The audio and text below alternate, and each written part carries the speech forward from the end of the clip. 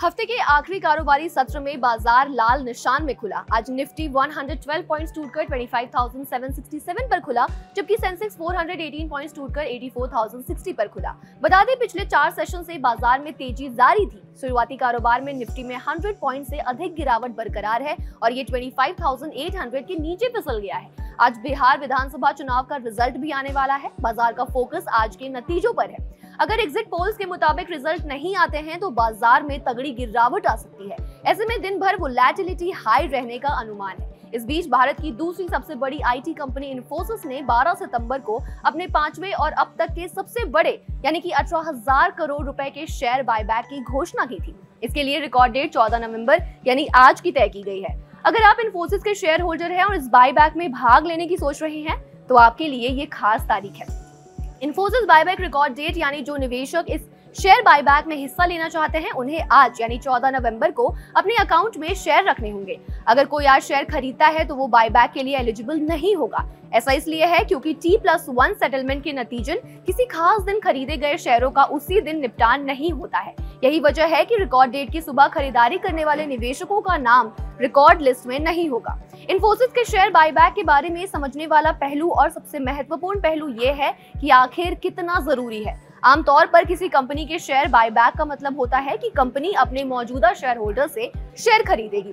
कोई कंपनी ऐसा क्यों करना चाहती है? इसके कई कारण हो सकते हैं, जिनमें कंपनी का भविष्य में गहरा विश्वास और भरोसे का संकेत, खासकर जब शेयर प्रीमियम पर खरीदे जाते हैं, जैसा कि इस मामले में हुआ। शेयर होल्डर्स को एक्सेस या सरप्लस कैश लौटाना और शेयर होल्डर्स मूल्य में वृद्धि करना, प्रति शेयर इनकम को बढ़ावा देना। अब सबसे बड़ा सवाल है कि इस बायबैक के लिए कौन कौन एलिजिबल होगा। यही कारण है कि रिकॉर्ड डेट बहुत जरूरी है।